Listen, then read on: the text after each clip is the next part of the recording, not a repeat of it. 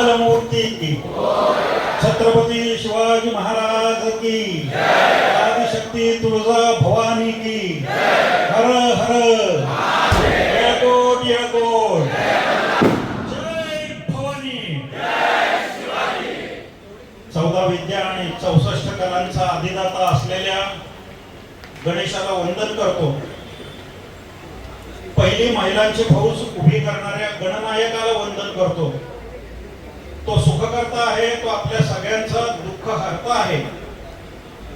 लोकांचं वर्ष 365 दिवसांचं असतं, पण ज्यांचं वर्ष 10 दिवसांचं असतं अशा वादकांच्या इथं मी आलो याची मला नक्की खात्री आहे.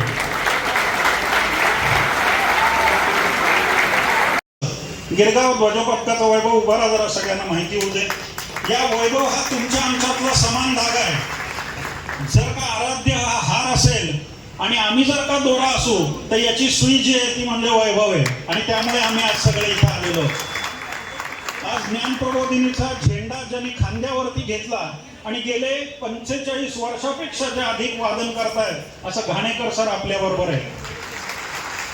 पुण्यामध्ये अनेक पथकं असतील, अनेक विवाह समारंभ असतील, अनेक उद्घाटन समारंभ असतील, अशांवरती वादन करणारे आणि लोकांना वेड करणारे साळवे आमच्या बरोबर आहे. या सगळ्यांना ढोलाचं कातडं पुरवणारे, आमच्या चांबड्याची पानं देणारे, ताशाच्या काड्या देणारे असे आमचे मित्र आमच्या इथं संदेशी इथं बसलेले. आता मनसेचे आपल्या भागातले कार्यकर्ते आले. मराठी माणसाचा आवाज खऱ्या अर्थाने बुलंद करणारे आणि त्याचबरोबर मराठी माणसाबरोबर हिंदुत्वाचं रक्षण करणारे अशी तुम्ही मंडळी आहात. तुमच्याबद्दल सुद्धा मला अभिमान आहे. आज आमचे मंगेशजी आले. या कार्यक्रमाचं पहिलं निमंत्रणाचा फोन कोणी केला असेल तो मंगेशने केला होता. आणि मी मंगेशला म्हणलं, तुझ्या कुठल्याही निमंत्रणाला मी कधी नाही म्हणत नाही, मी आज नक्की येणार आहे असं 25 दिवसापूर्वी मी मंगेशला शब्द दिला होता. सौरभ गुजर ताशामधलं एक जानमानं नाव. खरं सांगितलं, हे जे तिघं बसलेत ना, मधला हा माझा मुलगा आहे, पण मी त्याचा मुलगा म्हणून कौतुक नाही करत.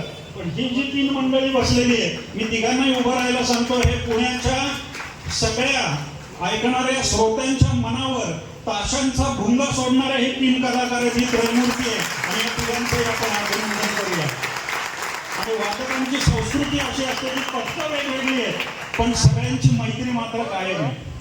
बने सर, तुम्ही खाली बसलात, माझी विनंती आहे की तुम्ही वरती या, कारण आज तुमच्यासाठी आम्ही आलोय. तुम्ही खाली बसलात तर आज अवघड होईल. या मी मित्रांनो तुम्हाला फक्त एक 2-3 गोष्टी सांगतो ज्या सांगणं आवश्यक आहे. पालकांनी पण त्या लक्षात घ्या. आपण या ढोल ताशाच्या संस्कृतीकडे जातो. हे रणवाद्य पण आहे आणि हे मंगलवाद्य पण आहे. ज्याप्रमाणे सैनिकांमध्ये जोश भरण्यासाठी पूर्वी ढोलाचा वापर केला जायचा, दुमदुमीचा वापर केला जायचा, शिंगाचा वापर केला जायचा, ते ढोल हे वाद्य आहे. आणि अशी ढोल ताशाची संस्कृती जोपासणारी तुम्ही आम्ही मराठी हिंदुत्ववादी अशी सगळी मंडळी आहोत ना. बोला सियावर रामचंद्र की. आणि अशी मंडळी जेव्हा हे अंगावरती वाद्य घेऊन वाजायला लागतं ना, मित्रांनो तुम्हाला एकच सांगतो, काही लोकांना नाचायला घेण्यासाठी काही द्रव्य पोटात घालायला लागतात, पण ज्या वेळेला ढोल ताशाचा आवाज घुमतो त्यावेळेला कुठलंही द्रव्य घशाखाली न उतरवता लहान मुलापासून म्हातारा माणसापर्यंत ताल धरला जातो. ते वाद्य म्हणजे ढोल ताशा आहे. आणि अशा ढोल ताशाचं वादन तुम्ही करताय. पुण्यामध्ये 1 वर्ष केस झाली. मी एक 5-10 मिनिटं घेतली तर बनेश्वर चालणार आहेत ना. पुण्यामध्ये एक केस झाली. गणपतीच्या रथाला लावलेले जे बैल होते त्यांना खरासखान्यात आणलं गेलं आणि त्यांच्यावरती केस दाखल केली गेली. का तर जनावरांना लावलं, गाड्याला लावलं म्हणून केस दाखल करताना पुरावा म्हणून बैलही हजर केले गेले आणि त्याचा पंचनामा केला गेला. पंचनाम्यामध्ये आपल्याकडे वर्णन असतं, इकडं तीळ आहे, डाव्या बोटाखाली हे आहे, याला 6वं बोट आहे. बैलांचं वर्णन काय करणार. आम्ही टिळक पुतळ्यापाशी आंदोलन केलं की हे काही बरोबर नाही. आमच्या देवाचा रथ ओढत आहेत, माणसंही ओढतात, जगन्नाथाचा रथ माणसं ओढतात. म्हणलं ती जनावर आहेत आणि ती जनावर आमच्यापेक्षा पवित्र आहेत कारण बाप्पाला घेऊन जात आहेत. पण ऐकलं नाही, केस दाखल केली. आम्ही टिळक पुतळ्यापाशी आंदोलन केलं. आंदोलनामध्ये मी नोकरी बँकेत आहे, मी थोडा उशिरा गेलो तर मला सगळे म्हणजे आले, ढोल बडवणारे आले. परवा आमच्या ढोल ताशा महासंघाचं अधिवेशन झालं, त्यावेळेला आपकी अदालत होती. दैनिक पुढाऱ्याचे सुनील माळी दोनदा म्हणले की हे जर तुम्ही ढोल बडवता, मी तिसऱ्यांदा त्यांना थांबवलं, म्हणलं सर ढोल बडवत नाही, वाजवतो. ज्या दिवशी ढोल बडवू त्या दिवशी काही न करता पीओके भारतात सामील होईल, एवढंच लक्षात ठेवा. एवढी ढोलाची ताकद आहे आणि एवढी ढोलाची ताकद आहे. ज्या वेळेला त्या केसमध्ये काय करणार तर ते म्हणले आले ढोलवाले यांची भूमिका मांडायला सांगा. तर तिथं वरनं एक पोलीस अधिकारी मला म्हणले की पाहुणे आले की लोकांना आनंद होतो आणि ज्या वेळेला पाहुणे घरी जातात त्यावेळेला आपल्या डोळ्यामध्ये पाणी असतं. गणपती हा पाहुणा म्हणून येतो, मग तो पाहुणा म्हणून येत असताना वाजवणं ठीक आहे, मग पाहुणा जाताना तुम्ही का वाजवता? पोलिसांना म्हणलं इथं नाही उत्तर देत, व्यासपीठावर गेलं की देतो. मग मी त्यांना असं म्हणलं की ज्या वेळेला शंकराचं तांडव नृत्य झालं, दक्षराजाचा यज्ञ त्यांनी विध्वंस केला आणि तो विध्वंस केल्यानंतर दक्षराजाच्या यज्ञाचा विध्वंस केल्यानंतर त्यांनी हातातलं डमरू रागाने फेकलं आणि ते डमरू जे फेकलं त्या डमरूचे दोन तुकडे झाले आणि त्याची वेगळी भांडी झाली. वारकरी परंपरेमध्ये असं म्हणलं जातं की ती दोन भांडी म्हणजे पुरुष आणि प्रकृती म्हणजे संबळ आहे आणि ते वाद्य आहे, ते संबळ आहे, त्या जातकुळीतलं आमचं वाद्य ताशा आहे. मी त्यांना म्हणलं की ज्या वेळेला शंकरांनी हे तांडव नृत्य केलं त्यावेळेला त्याला साथ द्यायला ब्रह्मदेवाने वाद्य निर्माण केलं. आज जे वाद्य निर्माण करतात ते निगाडे आमच्या इथे बसलेले, पण पहिला वाद्य निर्माता कोण आहे तर तो आहे ब्रह्मदेव. पहिला नर्तक कोण आहे तो आहे शंकर. आणि मग याला साथ देण्यासाठी ब्रह्मदेवाने जे वाद्य निर्माण केलं त्याचं नाव आहे मृदुंग. मृदुंग म्हणजे ज्याचं अंग मृद म्हणजे मातीचं आहे, म्हणजे मृदुंग निर्माण केला, त्याला कातडं लपेटलं गेलं. शंकराच्या तांडवाला ब्रह्मदेवाने निर्माण केलेलं वाद्य वाजवणार कोण? ब्रह्मदेवाला प्रश्न आहे. आणि मग जो वादक आहे तो आहे गणपती. आणि म्हणून पोलिसांना म्हणलं म्हणून गणपती येताना जाताना आम्ही दोन्ही वेळेला वाजवत मिरवणुका काढतो. परत हा प्रश्न विचारू नका, कारण आमचा पहिला वादक गणपती आहे आणि आम्ही लक्ष बसतो. आणि म्हणून गणपतीच्या मिरवणुका वाजत गाजतच निघाल्या पाहिजेत. आणि हा जो वादनाचा प्रकार आहे हा येरा गबाळ्याचं काम नाही. पूर्वी आम्ही म्हणायचो की ज्याच्या छातीवरती केस आहेत आणि ज्याच्या मनगटात ताकद आहे त्यांनी हा वादनाचा खेळ करायचा. पण आमच्या या भगिनी आल्या, अहो आमच्यापेक्षा ढोलवरती उडवून या नाचतात. आता आम्हाला म्हणायला लागलं की पुरुष आणि स्त्रिया खऱ्या अर्थाने समान आरक्षण कशात असेल तर ते ढोल ताशाच्या पक्कामध्ये, कारण हे जे वाजवतात ते कधी कधी मुलांनाही जमत नाही. ज्या वेळेला मृदुंग तयार केला गेला त्याचप्रमाणे आपलं त्या जातीतलं वाद्य आहे ते ढोल आहे.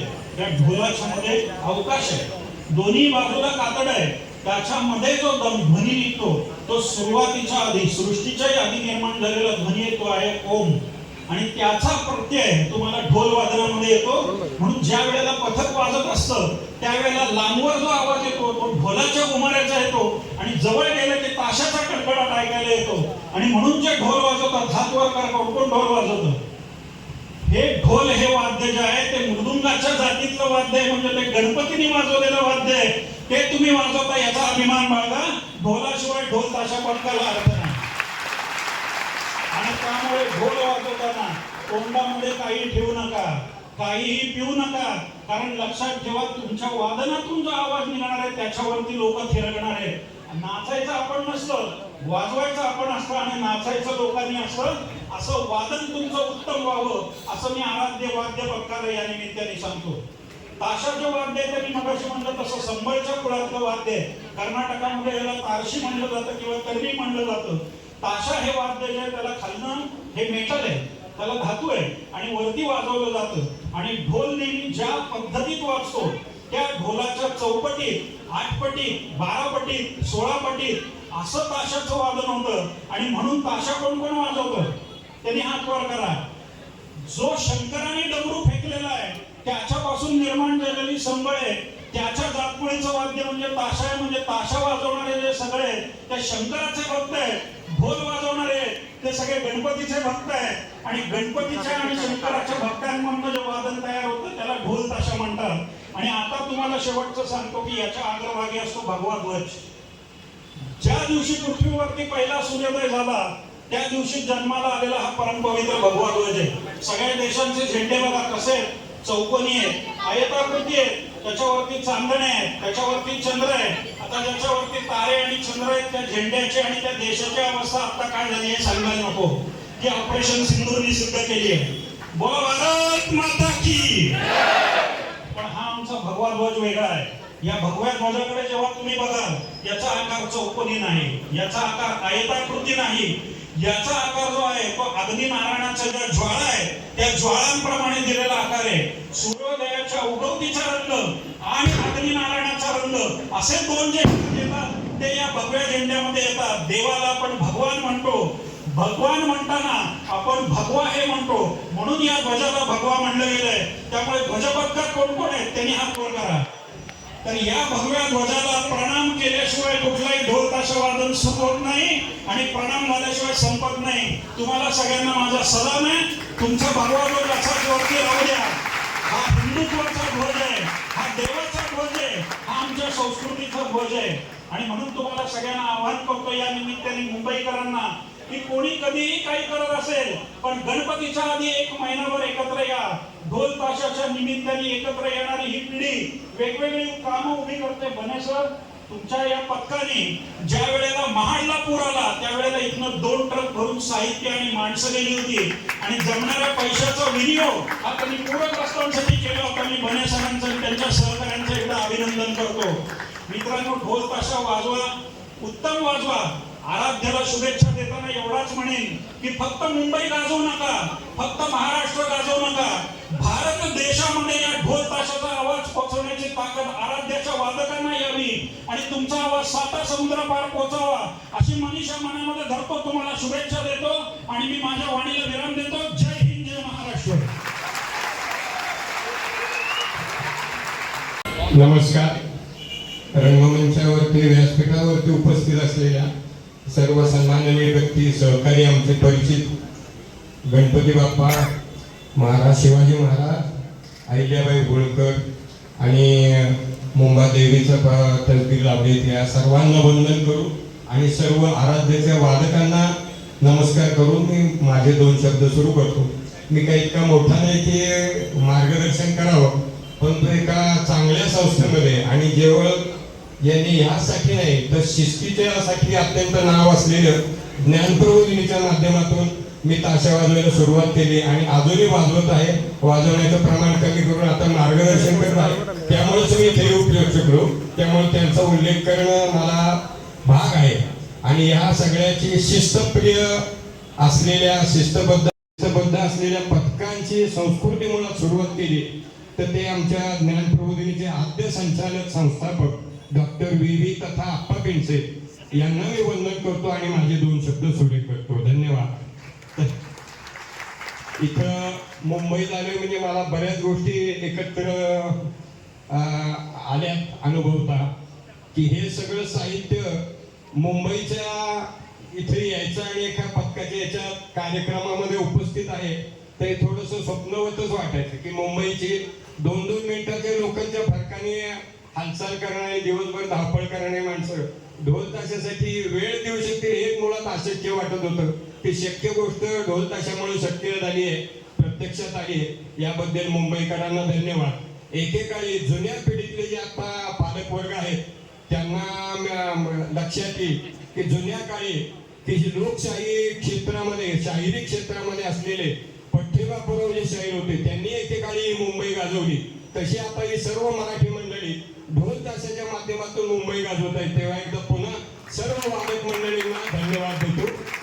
2 गोष्टी सांगतो की माझे मित्र सहकारी तुम्हाला साहित्य पुरवणारे तर त्यांचाही सर्वात मोठा संदेश निघाले आणि आमच्यासारखे अनेक व्यापारी मंडळी ती इथं आहेत की ते साहित्य पुरवतात म्हणूनही आपण वाजू शकतोय. हाही त्यांचा मोठा सहभाग आहे. अनेक कष्ट घेऊन अगदी आयत्या वेळी सांगून म्हणून सगळे हे वाद्य आपल्याला पाठवतात. हाही त्यांचा मोठा सहभाग आहे असं मला वाटतं आणि त्यामुळे ढोल ताशाचा प्रसार व्हायला मदत झाली आहे. ते आणि त्यांचे सहकारी याचा हाही भाग मी थोडा नमूद करू शकतो विशेषत्वाने. आणि फक्त एकच सूचना करीन की इतके दिवस निलेश बने जे प्रमुख आहेत तर त्यांचा आमचा संपर्क फेसबुकमुळे पाहण्यात एवढाच झाला होता. आज प्रत्यक्ष वेळ झाली आणि या कार्यक्रमाची संधी मिळाली वाद्यपूजनाची, तेव्हा धन्यवाद देतो. आणि एकच सूचना तांत्रिक गोष्टीची करीन की ताशावादकांनी लक्षात ठेवायचे की जरा जोर खाऊन आवाज काढायचा आणि ढोलाचा ताल धरून ताशा वाजवा, त्याच्या बाहेर वाजवू नका. ढोलाचं आवर्तन 4 वेळा 6 वेळा पूर्ण होईल तिथंच थांबा, मध्ये आधी थांबू नका. आणि ढोल वादकांना सूचना की जिथं ज्या भागात ढोलाला मेण लावलेलं असतं तेवढ्याच भागात टिपरू मारावं, म्हणजे ढोल फुटणार नाहीत आणि बनेंनाही जास्त तोटा सहन करावा लागणार नाही, ऐन वेळ फजिती होणार नाही. आणि दणका जोरात मारावा आणि ढोल व्यवस्थित ताणावा सगळीकडे सारखा. एवढ्याच तांत्रिक सूचना देतो आणि या कार्यक्रमात उपस्थित राहायची संधी दिली त्याबद्दल धन्यवाद. गेली 10 वर्ष आमच्या सतत सोबत आहेत. हो गणपती बाप्पा. सर्वात पहिले इथे आमचे प्रमुख जे आहेत त्यांनी मार्गदर्शन केलं, त्यांच्या पुढे तर आम्ही काहीच करू शकत नाही. तरी आज आराध्य ढोलताशा पद्धत 10 वर्ष पूर्ण होऊन 11व्या वर्षात पदार्पण होत आहे.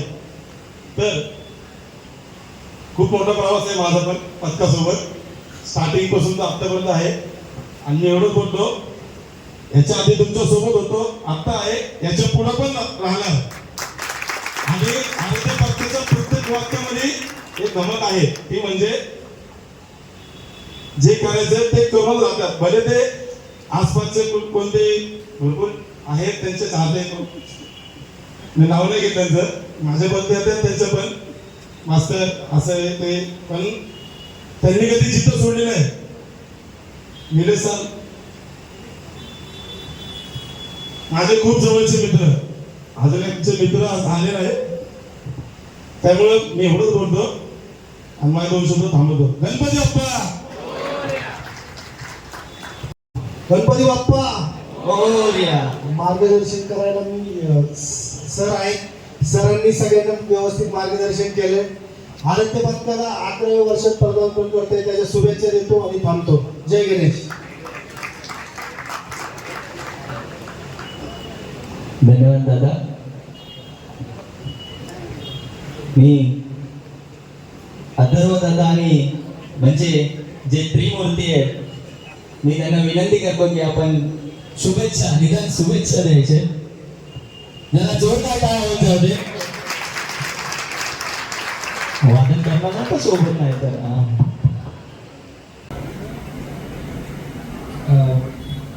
मार्गदर्शन करायला इथे प्रमुख उपस्थित असलेले पराग सर आणि राजन गाणेकर सर यांनी तुम्हाला अतिशय योग्य पद्धतीने मार्गदर्शन दिलेलं आहे. तिघांकडनं मी फक्त एवढंच म्हणेन की आराध्याला आमच्या मनापासून शुभेच्छा. हे पदार्पण जसं यावर्षी 11व्या वर्षात आहे तसंच 101 नक्की होईल, एवढंच मी सांगतो आणि आम्ही थांबतो. खूप खूप शुभेच्छा. गणपती बाप्पा मोरया. धन्यवाद दादा. तसेच ताडदेव राजा अध्यक्ष, गेली 10 वर्ष आपण ताडदेव राजाच्या चरणी जी मानवंदना देतोय ते शक्य झालंय ते फक्त दादामुळे. जरा जोरदार टाळ्या होऊन जाऊ दे. नेहमीच आम्हाला सतत त्यांची साथ ही नेहमीच आमच्या सोबत असते. आणि हर एक ह्याच्यात मी दादाला विनंती करतो की दादा शुभेच्छा द्यायच्यात पथकाला. गणपती बाप्पा. तारदेवच्या राजाचा सन्मान्य व्यासपीठ तसेच आमचे वादकप्रेमी कलाकार सर्वांना मी ह्या 11व्या वर्धापन दिनाच्या शुभेच्छा देतो. तारदेवचा राजा आणि आराध्य हे एक समीकरण आहे. तारदेवच्या राजाचं आगमन 2015 आणि आराध्याचा पहिला ठेका तारदेवच्या राजासाठी, बरोबर आहे. ती आठवण, तो पाऊस, ते आगमन आणि ती तयारी 2 दिवस आधीपासूनची आपली जी घालमेल चालू होती. प्रथम आमचं आगमन होतं, आम्ही आगमनात पहिल्यांदा उतरलो होतो की कशा प्रकारे करायचं आहे आणि त्याच्या आराध्याची साथ. आणि आजही ते समीकरण आहे, तारदेवचा राजा आगमनाला येणार तर पहिला ठेका आराध्याचाच लागणार. आमच्याकडे म्हणजे आम्ही आमच्या मंडळाच्या माध्यमातून आमच्याकडे स्लोगन आहे, तारदेवच्या राजाचा आद्य म्हणजे आराध्य. तारदेवच्या राजाचा आद्य म्हणजे आराध्य. आराध्य जोपर्यंत वाजवत नाही तोपर्यंत गणेशोत्सवाला आमची सुरुवात होत नाही. तर मी त्याच्या पुढील वाटचालीसाठी शुभेच्छा देतो. यांनी जशी 11 वर्ष पार केले तशी शक्ती करावी. तुमच्या पुढे पिढ्यानपिढ्या ढोल ताशे वाजवत राहावे आणि लोकांना तो आनंद देत राहावा. हीच मी बापाच्याने प्रार्थना करतो. जय हिंद, जय महाराष्ट्र. धन्यवाद दादा. नक्कीच आमच्या पुढच्या पिढी ही परंपरा चालू ठेवतील. मी मनसेचे उपाध्यक्ष यशवंत किल्लेदार दादा यांना विनंती करेल की आपण पथकाला शुभेच्छा द्यायचं आणि मार्गदर्शन करायचं. जरा जोरदार टाळून जाऊ दे.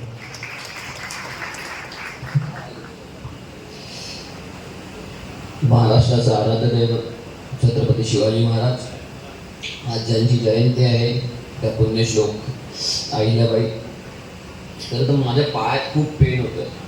145 किलोचा स्पॉट मारताना जो क्रॅम्प आलाय मला ना, असे असह्य वेदना. पण मी यांना शब्द दिला होता की कसंही करून येईल.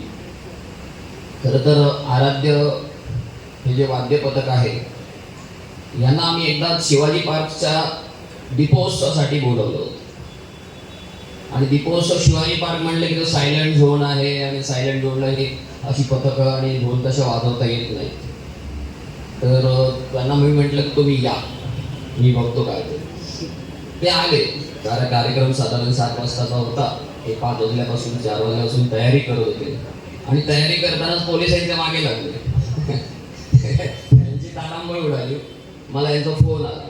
म्हटलं थांबा, एक 10 मिनिटं मी पोचतो तिथे. मी पोचल्यानंतर पोलिसांना काय कानमंत्र द्यायचा तो दिला. नंतर यांनी खूप ताकदीने ढोल ताशा वाजवला आणि ते मला वाटतं पहिलं दुसरं वर्ष होतं दीपोत्सवाचं, सुरुवात होती आणि सुरुवात ह्या आराध्यांनी केलेली आहे. त्यामुळे मी त्यांचं खूप खूप अभिनंदन करतो. वाद्य सण म्हटलं की वाद्य आलंच. आता काय झालंय की अलीकडे महाराष्ट्र शासन असो किंवा केंद्र शासन असो की मराठी हिंदू सणांवरच त्यांची बंधनं असतात. गोविंद आला की अमुक एवढेच थर लावायचे, गणेशोत्सव आला की अमुक वाजेपर्यंतच वाजवायचं, अमुक एक डेसिप्लिनमध्येच वाजवायचं. परंतु दुसरीकडे एक संदल वगैरे जेव्हा काढतात तेव्हा ते जे काही कर्कश डीजे लावतात ते मात्र चालतात, त्याच्याकडे कानाडोळा करतात आणि आमचा ढोल तसा चालत नाही. तर मी यांना नेहमी सांगितलंय, तुम्हाला जेव्हा जेव्हा काही कुठे अडचण येईल पोलिसांशी संबंधित, तर तुमच्या पाठीमागे नेहमी एक माणूस उभा राहिलेला असेल, तो म्हणजे माननीय राज ठाकरे साहेब. तर त्यांनी गोविंद असो, गणेशोत्सव असो, नवरात्र असो, दिवाळी असो, सगळ्या सणांच्या बाबतीत जी काही शासनाने बंधनं लावली होती ती झुंगारायला लावली होती. तो एकमेव नेता आहे की ज्याने सांगितलं तुम्ही झुंगारा, मी तुमच्या मागे आहोत आणि शासन काही करू शकलं नाही.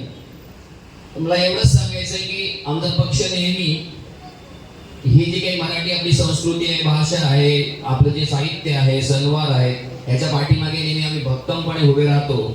आणि ही तरुणांची ही वाद्य संस्कृती जी आपली पूर्वीपासूनची जी वाद्य संस्कृती आहे आणि ह्या सर्व तरुण मंडळींनी, ह्या ढोलताशा पथकांनी, विशेषतः ह्या मुली ज्या आहेत, खूप आम्ही जे बेभान होतो. कारण सिद्धिविनायकची जेव्हा आमची पालखी असते जयंतीची, सिद्धिविनायकच्या जयंतीच्या पालखीला ही सगळे वाद्य हीच मंडळी सगळी असतात आणि हे जे काही ढोलताशा वाजवतात आणि तो जो काही लोक तिकडे येणारे भक्त मंडळी जो काही ताल घेतात आणि जो काही नाचत असतात त्याला कुठल्याही पेयाची गरज लागत नाही. कारण ढोल ताशात ती ताकद आहे की तुम्हाला कुठल्याही पेय प्राशन करायचा शिवाय तुम्ही नाचू शकता. आणि या सगळ्या उपक्रमाला आराध्य आता मला 11व्या वर्षात पदार्पण करत आहे. इतरही मंडळ ही जी काही पथकं आहेत सगळ्यांना जेव्हा जेव्हा तुम्हाला मदत लागेल तेव्हा आमचा पक्ष तुमच्या पाठीमागे भक्कम उभा राहील. तुम्हाला जे काही सहकार्य लागेल ते नेहमी मिळेल अशी मी तुम्हाला ग्वाही देतो आणि इथेच थांबतो. जय हिंद, जय महाराष्ट्र.